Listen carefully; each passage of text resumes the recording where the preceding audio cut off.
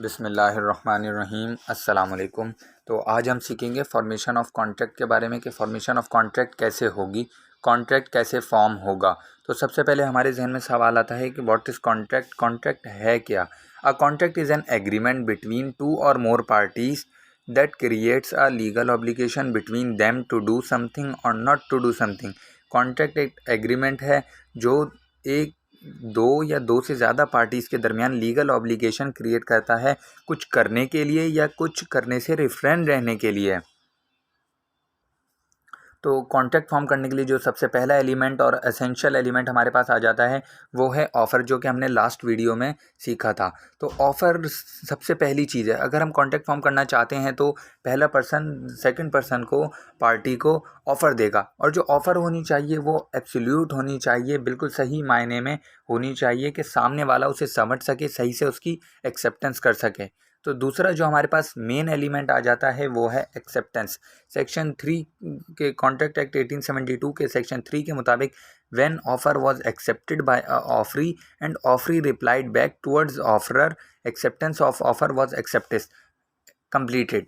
जब जिसको ऑफ़र दी गई है ऑफरी को, वो एक्सेप्ट कर लेता है ऑफ़र और अपना जवाब दे देता है, एक्सेप्टेंस का पोस्ट कर देता है, या जिस सूरत में भी वो जवाब देता है, जब वो अपना जवाब उसके कंट्रोल से बाहर हो जाता है तो वो एक्सेप्टेंस कंप्लीट हो जाएगी। और जब एक्सेप्टेंस हो जाएगी ऑफ़र की तो वो किस में कन्वर्ट हो जाएगा, प्रॉमिस में। सेक्शन 2 के क्लॉज बी के मुताबिक when offer was accepted by promisee, promise was originated between promisor and promisee. जब एक्सेप्टेंस हो जाएगी प्रॉमिसी की तरफ से तो क्या हो जाएगा, एक प्रॉमिस क्रिएट हो जाएगा, और जो ऑफ़र देता है वो प्रॉमिसर होता है और जो एक्सेप्ट करता है वो प्रॉमिसी कहलाता है। तो फिर चौथा हमारे पास एलिमेंट आ जाता है कंसीडरेशन। जब भी किसी प्रॉमिस के अंदर कंसीडरेशन आ जाएगी, इसके हम पहले डेफिनेशन देख लेते हैं। When promise was created between the parties there must be an interest of parties, such interest is called an consideration. जब दो पार्टीज आपस में प्रॉमिस बना क्रिएट करती हैं तो उसमें जब कंसीडरेशन आ जाएगी, कंसीडरेशन आसान लफ्ज़ों में पैसा, कोई भी चीज़ जो इंटरेस्ट होता है दोनों पार्टीज़ का, जो इंटरेस्ट आ जाएगा दोनों पार्टीज़ का, पैसे की सूरत में भी, चीज़ों की सूरत में भी, थिंग्स की सूरत में, किसी भी शक्ल में आ सकता है। जब वो कंसीडरेशन आ जाएगी दोनों पार्टीज़ के लिए, दोनों पार्टीज़ कुछ ना कुछ लेंगी, कुछ ना कुछ देंगी, वो चीज़ आ जाएगी इसके अंदर, प्रॉमिस के अंदर, तो फिर ये क्या बन जाएगा, एग्रीमेंट। एग्रीमेंट की डेफिनेशन पढ़ते हैं। When in a promise consideration for each other was formed, promise will become an agreement. जब दोनों पार्टीज़ के लिए कंसीडरेशन आ जाएगी प्रॉमिस के अंदर तो वो क्या बन जाएगा, एग्रीमेंट बन जाएगा।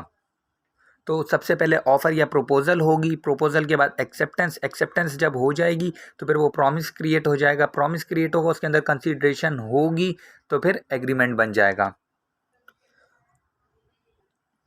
और फिर जब एग्रीमेंट फॉर्म हो जाएगा तो फिर ये सवाल पैदा होता है कि वो कॉन्ट्रैक्ट कब बनेगा। तो व्हाट एग्रीमेंट्स आर कॉन्ट्रैक्ट्स। तो इसका जवाब ये है कि ऑल एग्रीमेंट्स आर कॉन्ट्रैक्ट। जितने भी एग्रीमेंट्स होते हैं वो कॉन्ट्रैक्ट होते हैं अगर if these all were present, अगर उन सब एग्रीमेंट्स में ये 5 चीज़ें मौजूद होना लाजमी है। पहली चीज़ क्या आ जाती है, फ्री कंसेंट। उस एग्रीमेंट के अंदर फ्री कंसेंट दोनों पार्टीज़ की होना लाजमी है। अगर उस एग्रीमेंट में दोनों पार्टीज़ की फ्री कंसेंट शामिल नहीं है तो सेक्शन 10 के मुताबिक वो कॉन्ट्रैक्ट ही नहीं बनेगा। फ्रॉम एब इनिशियो, शुरू से ही, फ्रॉम द बिगनिंग, वो कॉन्ट्रैक्ट ही नहीं बनेगा। तो जिस एग्रीमेंट में फ्री कंसेंट होगी वो कॉन्ट्रैक्ट बनेगा। दूसरा हमारे पास चीज़ आ जाती है कॉम्पिटेंसी। कॉम्पिटेंसी क्या है कि भाई जो बंदा उस कॉन्ट्रैक्ट को करने के लिए कॉम्पिटेंट होना लाजमी है, जो उस एरिया की या उस मुल्क की कोर्ट ने जिस जगह को, जिस बंदे को अलाउ किया हो, या किसी के ऊपर कोई पाबंदी ना हो, कोई बैंकरप्ट ना हो।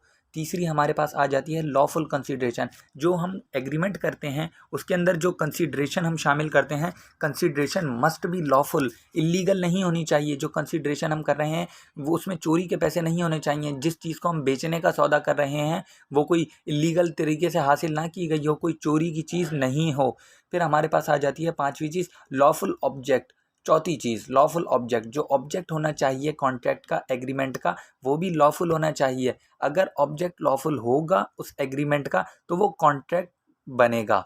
और पांचवी हमारे पास आ जाती है not declared void by law. सबसे मेन पॉइंट है ये, अगर जो हम एग्रीमेंट कर रहे हैं कोई उसमें ऐसे पॉइंट नहीं होना चाहिए, कोई ऐसा इशू नहीं होना चाहिए, कोई ऐसी डील नहीं होनी चाहिए जिसे हमारे कानून ने, हमारे लॉ ने पहले से ही वॉइड करार दे दिया हो। कोई भी ऐसा उसके अंदर प्रोविजन नहीं होना चाहिए जिसे हमारे लॉ ने स्टार्टिंग से ही वॉइड दे दिया हो कि भाई अगर इस किस्म का कोई एग्रीमेंट होगा तो वो कॉन्ट्रैक्ट कभी बन ही नहीं सकता। और एक बात आपने जो जहन में रखनी है, जो कॉन्ट्रैक्ट होते हैं ना, कॉन्ट्रैक्ट लीगली बाइंडिंग होते हैं, एग्रीमेंट नहीं होते।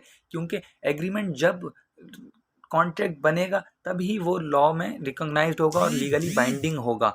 तो और एग्रीमेंट कब कॉन्ट्रैक्ट बनेगा, जब उसमें ये 5 चीज़ें होंगी: free consent, competency, lawful consideration, lawful object और not declared void by law.